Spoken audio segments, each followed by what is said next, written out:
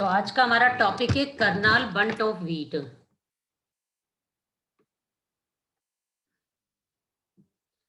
Reported in India 1931 by Mitra from Karnal India. तो India में जो करनाल एक रीजन है, वहां पर सबसे पहले मित्रा एक साइंटिस्ट है, इन्होंने 1931 में इसको रिपोर्ट किया था।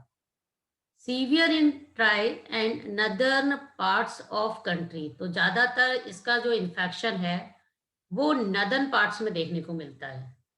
Symptoms symptoms appear in year. तो ये देखिए, गेहूं की जो है ये वीट की ईयर है, तो इस पर जनरली इसके सिम्टम्स देखने को मिलते हैं। Not all year in a stool affected affected. तो इसकी की पूरी स्टूल जो है या जो इसका ईयर है पूरी तरह से वो नहीं इन्फेक्टेड होता है। Not all grains in a year, और ना ही इसके जो सारे ग्रेन्स हैं वो इससे इन्फेक्टेड होते हैं। Not whole grain but partially. तो यहाँ पर हम देख रहे हैं कि जो इन्फेक्शन है वो पूरे ग्रेन्स पर नहीं हो रहा है, पार्शियली इन्फेक्शन हमें यहाँ पर देखने को मिल रहा है। सो कॉल्ड पार्शियल बंट। इसलिए इस बंट को हम पार्शियल बंट भी कहते हैं, कारण कि पूरी की पूरी ईयर इन्फेक्टेड नहीं हो रही है। ईयर में भी आप देख रहे हैं कि कंप्लीट ग्रेन इन्फेक्टेड नहीं हो रहे हैं, तो कुछ पार्ट ही इससे इन्फेक्टेड हो रहा है।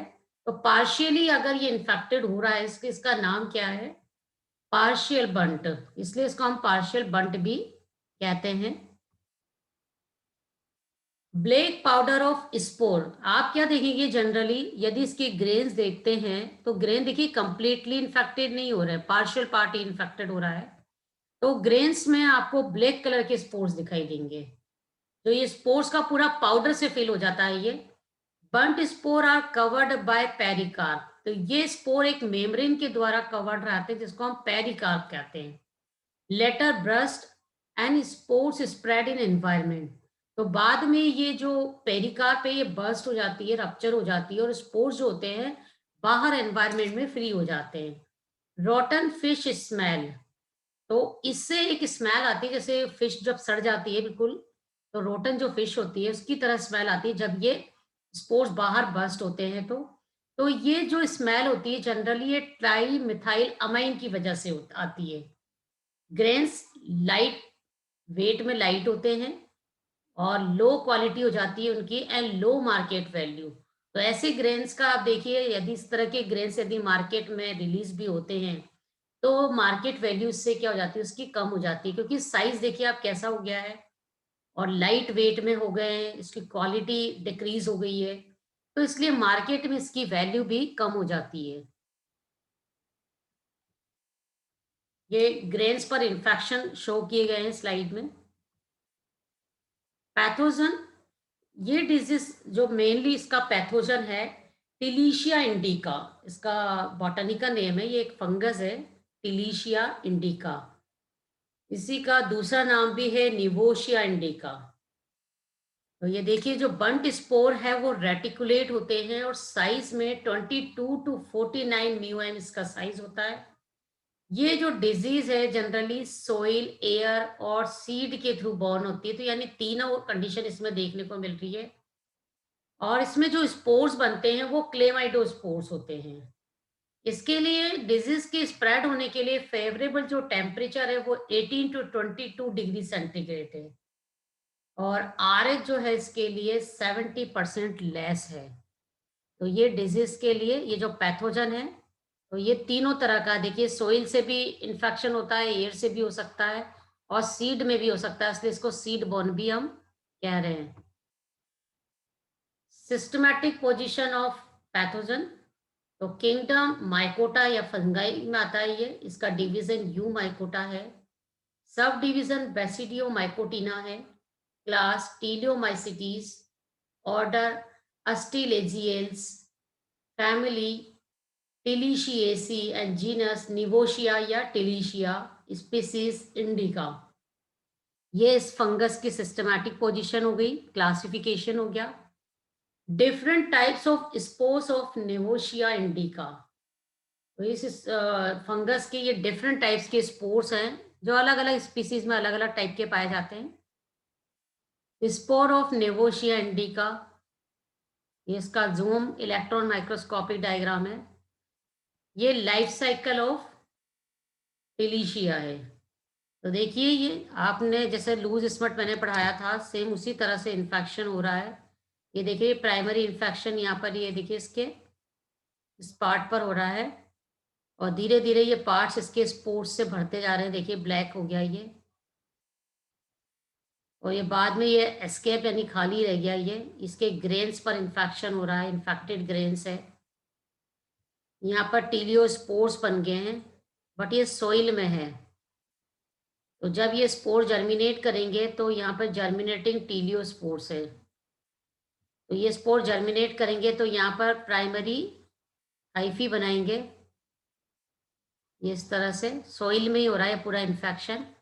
अब ये धीरे धीरे सोइल से प्लांट पर देखिए बढ़ता जा रहा है और ये मल्टीप्लाई होते जा रहे हैं। सोइल से ये प्लांट पर इन्फेक्शन होता जा रहा है और धीरे धीरे ये क्या देखिए सोइल से यानी रूट से स्टेम लीफ से होता होता फ्लावर सभी पार्ट्स को धीरे धीरे ये इन्फेक्शन करने लगता है।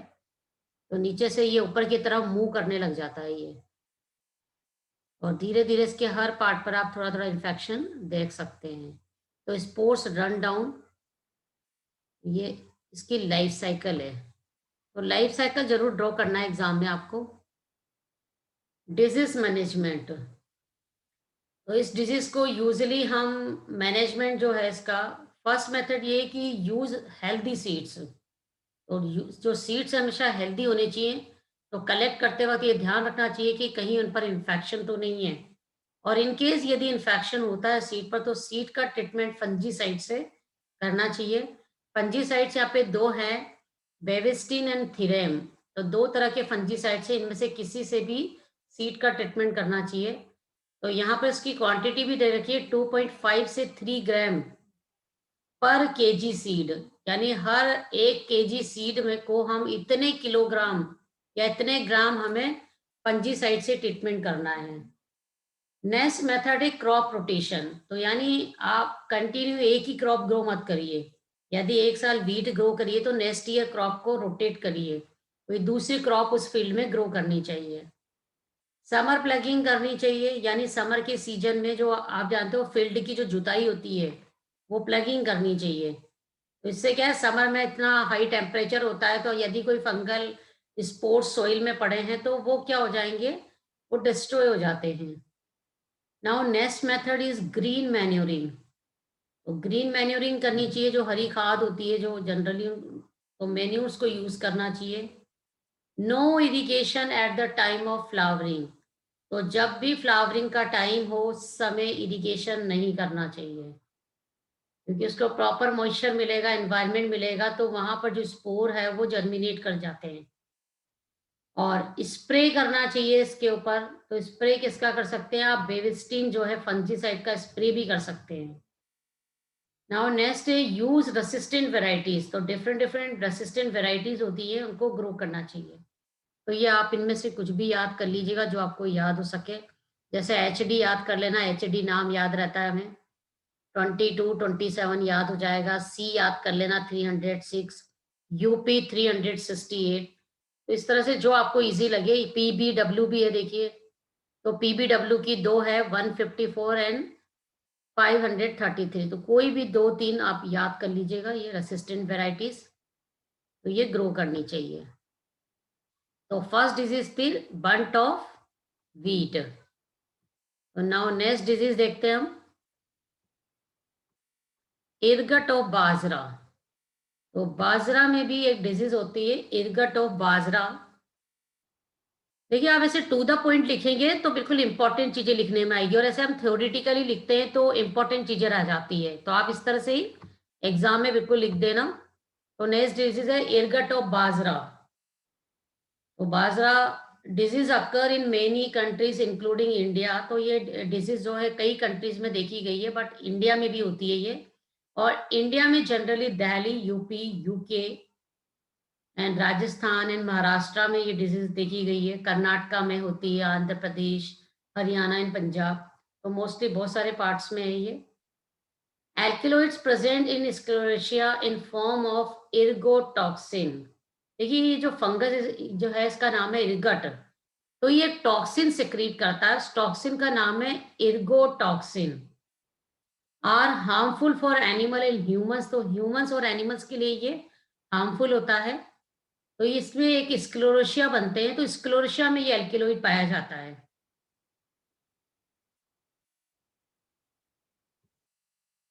Symptoms symptoms appear eight flowering stage, तो जब फ्लावरिंग होती है तो उस स्टेज में इस पे क्या होता है, इन्फेक्शन होता है। Pinkish Honey type secretion from, तो इसमें क्या है कि जब ये डिजीज में इन्फेक्शन होता है तो इससे कुछ हनी टाइप का, पिंकिश हनी टाइप का सिक्रीशन इससे सिक्रीट होता है, इसकी स्पाइकलेट से। और विच बिकम स्टिकी लेटर, जो बाद में स्टिकी हो जाता है, काफी चिपचिपा हो जाता है ये, तो इसलिए इसे हम हनी ड्यू स्टेज भी कहते हैं। तो हनी ड्यू स्टेज क्यों कह रहे हैं कि इसका जो ईयर है, जो इससे क्या स्पाइकलेट है, स्पाइकलेट में एक सिक्रीशन बनता है, और ये सिक्रीशन जो होता है कैसा होता है, पिंकिश कलर का होता है, और बिल्कुल हनी की तरह होता है, स्टिकी होता है ये। तो ये इससे सिक्रीट होने लग जाते हैं इसके स्पाइकलेट से, इसलिए इस स्टेज को हम हनी ड्यू स्टेज भी कहते हैं। Later small brown colour irregular sclerotia form in place of grains called ergot, तो इसके जो ग्रेन्स होते हैं, ग्रेन्स में जो एक स्ट्रक्चर बनता है जिसको हम स्क्लेरोशिया कहते हैं। ये जो इरेगुलर जो स्क्लेरोशिया बनते हैं, एक्चुअली ये ब्राउन कलर के होते हैं ये, और साइज में स्मॉल होते हैं। तो ये जो स्क्लेरोशिया होते हैं इसी को हम इरगट कहते हैं। स्क्लेरोशिया form after 10 to 15 days of honey due stage, तो स्टार्टिंग में तो हनी ड्यू स्टेज आती है, जबकि स्पाइकलेट में वो सिक्रीशन बनता है, उसके बाद स्क्लेरोशिया का फॉर्मेशन होता है after 10 to 15 days. Sclerotia are 0.5 to 1 centimetre long and 1 to 2 mm diameter, hard and woody. तो स्क्लेरोशिया एक तरह का कैसे स्ट्रक्चर है, देखिए हार्ड होते हैं और वुडी स्ट्रक्चर होते हैं, जैसे लकड़ी बनती है वैसे वुडी होते हैं ये। इसकी लेंथ दे ही रखी है, 1 सेंटीमीटर से भी कम साइज के होते हैं, और इसका डायमीटर 1 to 2 mm होता है। तो फर्स्ट पहली स्टेज आती है इसमें Honey due stage, Honey due stage के बाद आती है स्क्लेरोशिया। तो ये मेन दो सिम्टम्स है इसके इरगट डिजीज के। ये देखिए यहाँ पर बाजरा का ये दिया हुआ है, inflorescence. Contamination of pearl millet seed with ergot infected, तो ये इसके जो पियर मिलेट है उसके सीड्स है, ये सीड पर यहाँ पर आप इरगट का इन्फेक्शन देख सकते हैं, तो यहाँ इन्फेक्शन हो रहा है इन सीड्स पर। पैथोजन, इसका पैथोजन क्लेविसेप्स फ्यूसिफॉर्मिस है, इसका नाम याद कर लीजिएगा, क्लेविसेप्स फ्यूसिफॉर्मिस। और ये जो डिजीज है जनरली सॉइल और सीड बोर्न दोनों ही होती है, यानी सॉइल से भी स्प्रेड होती है और सीड से भी इसका इन्फेक्शन आगे रन होता है। पैथोजन सर्वाइव एज स्क्लेरोशिया, तो पैथोजन जो है इसमें अभी बताया था स्क्लेरोशिया बनता है, तो उसकी फॉर्म में ही सर्वाइव होता है। स्क्लेरोशिया फॉलन इन सॉइल और present in seed after fall in soil germinate and form conidia, तो जब स्क्लेरोशिया सॉइल में गिर जाते हैं और सॉइल में गिरने के बाद जब वो सीड के कांटेक्ट में आते हैं तो सीड को इन्फेक्ट करते हैं, और सीड जैसे जैसे जर्मिनेट होता है उसके साथ साथ ये उसमें रन करते हैं और अंदर जाकर वहां पर कोनिडिया का फॉर्मेशन करते हैं। Secondary spread conidia by contact insect rain etcetera, तो जो सेकेंडरी इन्फेक्शन होता है वो कोनिडिया के थ्रू स्प्रेड होता है। तो ये जब कोनिडिया किसी भी इंसेक्ट के कांटेक्ट में आता है या रेन के थ्रू, ये कोनिडिया क्या है, आगे इन्फेक्शन क्रिएट करता है। Low temperature and moist condition favour disease, तो इस डिजीज के लिए फेवरेबल जो कंडीशन है वो लोअर टेम्परेचर है और साथ में मॉइस्ट एनवायरनमेंट है। तो प्राइमरी इन्फेक्शन जनरली किससे होता है, स्क्लेरोशिया से होता है, और सेकेंडरी इन्फेक्शन जो होता है यहाँ पर कोनिडिया के थ्रू होता है। कोनिडिया यहाँ पर स्पोर्स बनते हैं, एसेक्सुअल स्पोर्स होते हैं ये। सिस्टमैटिक पोजीशन, किंगडम माइकोटा है, division eumycota same, subdivision ascomycotina. इससे पहले हमने पढ़ा था वो बेसिडियोमाइसिटीज का मेंबर था, ये एस्कोमाइसिटीज का मेंबर है। क्लास इसकी पायरिनोमाइसिटीज, ऑर्डर क्लेवी सिपिटेल्स, फैमिली क्लेवी सिपिटेसी एंड जीनस क्लेवीसेप्स। तो देखिए इसके नाम क्लेवीसेप्स से ही बन रहा है, ऑर्डर से ही देखिए, क्लेवीसिपिटेल्स, क्लेवीसिपिटेसी एंड क्लेवीसेप्स। स्पीसीज आपको याद करनी पड़ेगी फ्यूजीफॉर्मिस। तो ये याद रखना है कि जो क्लेवीसेप्स है वो एस्कोमाइसिटीज का मेंबर है। तो आपको थोड़ा सा चार्ट बना के याद करना पड़ेगा। डिजीज मैनेजमेंट काफी कुछ सेम होते हैं। देखिए हमेशा जो वैरायटी है, सीड जो है वो हेल्दी यूज करना है। फंगल इन्फेक्शन है तो फंजीसाइड आपको अप्लाई करना है, फंजीसाइड यूज करने हैं। तो आपको अगर इसके नेम भी याद ही रखते रहते तो आप जनरली लिख सकते हैं यूज फंजीसाइड या स्प्रे फंजीसाइड्स। तो आप कुछ नाम याद कर लीजिएगा, जैसे थिरेम है यहाँ पर। इससे पहले हमने बेबिस्टीन पढ़ा था। तो ये थिरेम नाम का एक फंजीसाइड है, तो इसका यूज करना चाहिए। इसके सोल्यूशन को यदि हम स्प्रे करें किस पर, स्क्लेरोसिया पे, तो वो रिमूव हो जाते हैं। अर्ली सोविंग, तो सीड को थोड़ा समय से पहले ही फील्ड में ग्रो कर देना चाहिए। क्रॉप रोटेशन अप्लाई करना चाहिए, हर 3 ईयर में क्रॉप रोटेशन करना चाहिए। रिमूवल ऑफ क्रॉप रेजिड्यूज, यदि कोई इन्फेक्टेड प्लांट पार्ट रह गया है, रेजिड्यू रह गया है फील्ड में, तो उसको रिमूव कर देना चाहिए।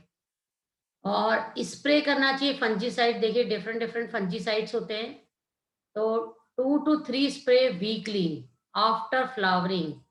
तो जब फ्लावरिंग हो जाती है उसके बाद 2 से 3 बार इसका स्प्रे हर वीक करना चाहिए।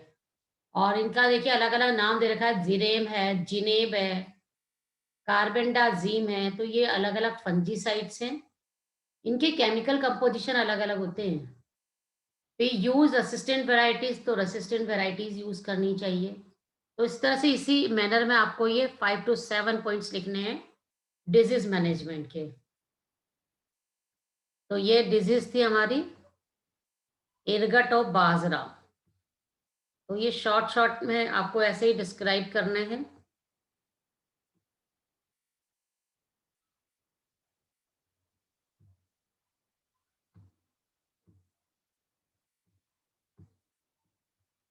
एक और बाजरा की डिजीज ले लेते हैं हम, ग्रीन ईयर डिजीज ऑफ बाजरा। बाजरा में एक और डिजीज होती है, इसको बोलते हैं हम ग्रीन ईयर डिजीज ऑफ बाजरा। अभी तो हमने इससे पहले इरगट पढ़ी थी, अब ग्रीन ईयर डिजीज ऑफ बाजरा है। तो ये जो डिजीज एक्चुअली देखिए, ये आपने बाजरा देखा होगा।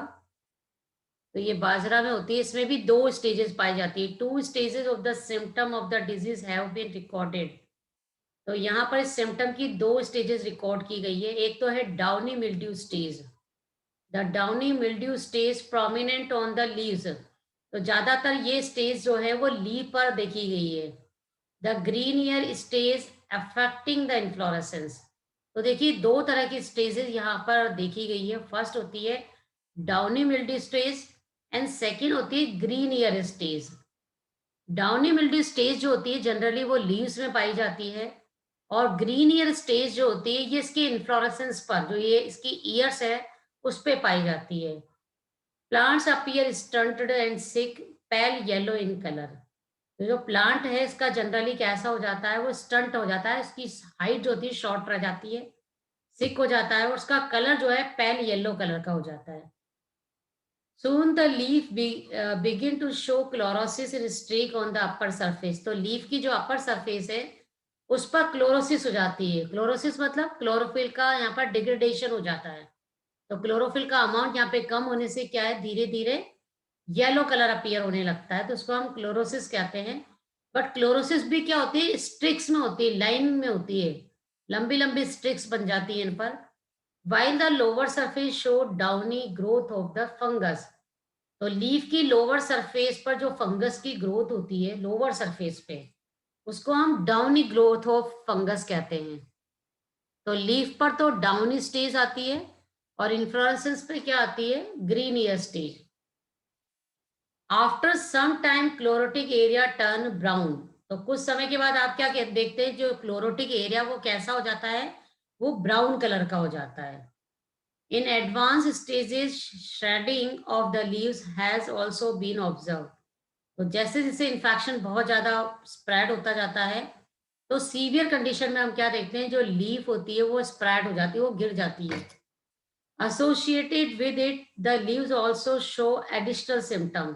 तो लीव्स में आप कुछ एडिशनल सिम्टम्स भी देख सकते हैं।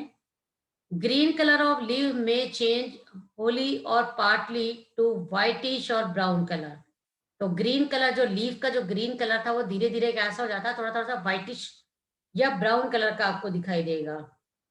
Whitening of the younger leaves is evident along the streaks, while in older leaves the color change to brown.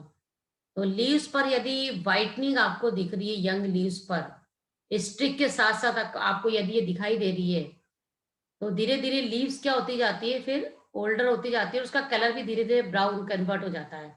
उसका कलर कैसा चेंज हो जाएगा, ब्राउन हो जाएगा। In older plants, this occurs especially in those leaves from the axil of which the inflorescence develop. तो जब inflorescence develop हो जाता है लीफ की एक्सिल में, तब जाकर वहां पर ओल्डर प्लांट्स में आप इस तरह के इन्फेक्शन को देख सकते हैं। The changes of the colour of leaves is associated with twisting, folding and shredding towards the tip. तो यहाँ पर हम लीव्स में क्या चेंजेस देखते हैं, देखिए एक तो कलर तो चेंज होता ही है, साथ में ट्विस्ट हो जाती है वो, यानी थोड़ी मुड़ जाती है, फोल्ड हो जाती है। कई बार टिप वाले पोर्शन पर भी क्या हो जाती है, वो श्रिंक होने लग जाती है। Green ear have been form, the upper leaves are mostly brown and split. तो जो ग्रीन ईयर्स जो होता है जनरली कहाँ पे, जो अपर लीव्स होती हैं वहां पे बनता है ये, और फिर बाद में वो कैसा हो जाता है, ब्राउन कलर का हो जाता है और फाइनली वो स्प्लिट हो जाता है। A large number of leaf buds develop into a large mass of white or twisted brown leaves. जो लीफ बर्ड है, कई सारी जो लीफ बर्ड है धीरे धीरे कैसी हो जाती है, व्हाइट कलर की हो जाती है वो, और वो ट्विस्ट हो जाती है और लीव्स ब्राउन कलर की हो जाती है। The axil of these birds produce green leafy human ear like structure. तो देखिए जो ये लीफी जो बर्ड्स है ना, इनकी एक्सिल में जो हमारे ईयर लाइक स्ट्रक्चर्स बन जाते हैं, लीफ में ग्रीन ईयर लाइक स्ट्रक्चर बन जाते हैं, इसलिए इस डिजीज का नाम ही ग्रीन ईयर डिजीज पड़ा है। The disease become prominent when the inflorescence get converted into green ear leaves.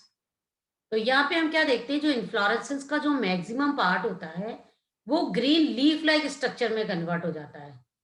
तो मैक्सिमम पार्ट जितना भी इन्फ्लोरेसेंस का आप देखोगे वहां पे ग्रीन लीफ जैसा स्ट्रक्चर बन जाते हैं, लेकिन उनका शेप कैसा होता है, ईयर की तरह, इसलिए इसको ग्रीन ईयर डिजीज कहते हैं हम। A very common feature is the increase in the number of florets in the each spikelet. तो हर स्पाइकलेट्स में जो फ्लोरेट्स होते हैं उसमें धीरे धीरे ये कॉमन जो सिम्टम्स है वो आपको दिखाई देने लगते हैं। आप क्या देखेंगे, the stamen and the carpels usually become sterile. यदि इन्फ्लोरेसेंस पे इन्फेक्शन होता है, उसके मैक्सिमम पार्ट यदि लीफ लाइक स्ट्रक्चर में कन्वर्ट होते हैं, तो वहां पे आप क्या देखेंगे, स्टेमन और जो कार्पल्स बनते हैं वो स्टेराइल हो जाते हैं, क्योंकि वहां पे लीफ लाइक स्ट्रक्चर बन गया है। Sometime the stamen appear as brown leathery pointed bodies without any differentiated into filament and anther. तो आप स्टेमन का स्ट्रक्चर जानते हैं, स्टेमन जो होता है फिलामेंट और एंथर में डिफरेंशिएटेड होता है, बट यहाँ पर क्या हो जाता है, क्योंकि यहाँ पर ग्रीन ईयर स्टेज दिख रही है, तो यहाँ पर स्टेमन कैसा बन जाता है, देखने में लेदरी हो जाता है, ब्राउन कलर का हो जाता है। तो इसलिए आप स्टेमन में इस तरह का डिफरेंशिएशन नहीं देख सकते, वहां पे फिलामेंट और एंथर जैसा स्ट्रक्चर नहीं दिखाई देता हमें। तो वो भी क्या है, स्टेमन भी ग्रीन लीफ लाइक स्ट्रक्चर में कन्वर्ट हो जाता है। इवन जो कार्पल्स होती है, यानी जो फीमेल रिप्रोडक्टिव पार्ट है, वो भी कैसा हो जाता है, उसमें भी green leaf like horn like outshoot outgrowths develop हो जाती है उसमें। तो कहने का मतलब है कि इन्फ्लोरेसेंस या फ्लावर का सभी पार्ट जो है ग्रीन लीफ लाइक स्ट्रक्चर में कन्वर्ट हो जाता है। तो प्लांट धीरे धीरे पूरी तरह से स्टेराइल होने लग जाता है। इसका पैथोजन है स्क्लेरोस्पोरा ग्रैमिनिकोला। तो नाम याद रखिए, स्क्लेरोस्पोरा ग्रैमिनिकोला, ये एक फंगस है, ये ऑब्लिगेट पैरासाइट है। ये इसकी लाइफ साइकिल है पूरी। लाइफ साइकिल कैसी है, देखिए इसमें ए सेक्सुअल रिप्रोडक्शन तो जो होता है जनरली जू स्पोर्स के थ्रू होता है, ये देखिए आप। तो आप पहले primary infection, germination of oospore यहाँ से पढ़ते हैं। देखिए mycelia growth along with germination of seed and it growth. तो यदि सीड पर कभी भी इस फंगस का इन्फेक्शन होता है तो वहां पे क्या होगा, जैसे जैसे सीड जर्मिनेट करेगा वैसे वैसे माइसीलियम उसमें ग्रो करता जाता है, और ये माइसीलिया क्या करता है, उसके अंदर जाके एस्टाब्लिश हो जाता है, और एस्टाब्लिश होकर वहां पर माइसीलियम क्या करेगा, अब उसमें अपना इन्फेक्शन क्रिएट करेगा, और धीरे धीरे क्या होगा, होस्ट में क्या होगा, सिम्टम्स अपीयर होंगे। तो अब उसके माइसीलिया पे क्या बनते हैं, कुछ ये देखिए एरियल ब्रांचेस बनती है जिसको हम बोलते हैं स्पोरेंजियोफोर। स्पोरेंजियोफोर उस पे प्रोड्यूस होते हैं, ये लीफ की लोअर सरफेस पर बनते हैं, और स्पोरेंजियोफोर के ऊपर देखिए स्पोरेंजिया बनती है, और ये स्पोरेंजिया में ही क्या बनते हैं, यहाँ डाउनी मिल्ड्यू स्टेज आती है, और स्पोरेंजिया में ही फिर क्या है, जू स्पोर्स बनते हैं, और ये जू स्पोर जर्मिनेट करके फिर फर्दर नया माइसीलियम बना लेता है। तो ये तो एसेक्सुअल रिप्रोडक्शन हो गया। बट जब हम सेक्सुअल रिप्रोडक्शन देखें तो इसमें मेल और फीमेल सेक्स ऑर्गन बनते हैं, और जब उनके मेल और फीमेल गैमीट फ्यूज होते हैं तो यहाँ पे ऊ स्पोर का फॉर्मेशन होता है। तो ऊ spore produce as a result of sexual reproduction in leaf and ears. तो जब लीफ और ईयर्स में इसका इन्फेक्शन होता है तो माइसीलिया पे देखिए सेक्स ऑर्गन बन जाते हैं मेल और फीमेल। तो उनमें जब फर्टिलाइजेशन होता है तो वहां पर ऊ स्पोर बनते हैं। तो ऊ स्पोर कैसे होते हैं, टू एन स्ट्रक्चर होता है। तो कुछ समय जब ग्रोविंग सीजन में के बाद में ये क्या होता है, ऊ स्पोर भी जर्मिनेट कर जाता है, और जर्मिनेट करके ये एक्टिवेट हो जाता है, और जर्मिनेट करके ऊ स्पोर भी क्या करता है, देखिए एक जर्म ट्यूब बनाता है, और ये जर्म ट्यूब क्या करती है, फिर किसी भी जब होस्ट के कांटेक्ट में दोबारा आता है तो ये जर्म ट्यूब उस होस्ट में एंटर कर जाती है और वहां पे जाकर माइसीलिया बना लेती है, और माइसीलियम पे फिर ये लाइफ साइकिल कंटिन्यू हो जाती है। तो इस तरह से इसकी लाइफ साइकिल में एसेक्सुअल और सेक्सुअल दोनों रिप्रोडक्शन होते हैं। तो एसेक्सुअल रिप्रोडक्शन स्पोरेंजिया के द्वारा होता है, और सेक्सुअल रिप्रोडक्शन में ऊ स्पोर बनते हैं। तो ये इसकी लाइफ साइकिल थी। फिर इसको कैसे कंट्रोल कर सकते हैं, तो सेम वही क्रॉप रोटेशन अप्लाई करना चाहिए, और इन्फेक्टेड प्लांट पार्ट्स को कलेक्ट करके उसको बर्न कर देना चाहिए और रिमूव कर देना चाहिए, और साथ में यहाँ पर कुछ फंजीसाइड उसका स्प्रे करना चाहिए। फंजीसाइड क्या है, M45। तो M45 ये डाइथेन M45। देखिए सब में फंजीसाइड अलग अलग है, ऐसा नहीं कि हमने एक दो फंजीसाइड याद कर लिया और सब में लिख दी हमने। हर डिजीज को कंट्रोल करने के लिए फंजीसाइड भी अलग अलग होते हैं। तो यहाँ पर ग्रीन ईयर डिजीज को कंट्रोल करने का जो फंजीसाइड है वो है डाइथेन M45। और भी ये देखिए सीड का ट्रीटमेंट करना चाहिए, तो सीड का ट्रीटमेंट 0.1% एग्रोसिन GN, 0.4% थीरेम, तो इनका स्प्रे करना चाहिए। लास्ट में क्या है, यूज रेसिस्टेंट वेराइटीज। तो आपको फंजीसाइड्स थोड़ी टेबल लर्न करनी पड़ेगी, तो नेक्स्ट यूनिट जब हमारी आएगी तो उसमें फंजीसाइड्स पढ़ेंगे डिफरेंट टाइप्स के।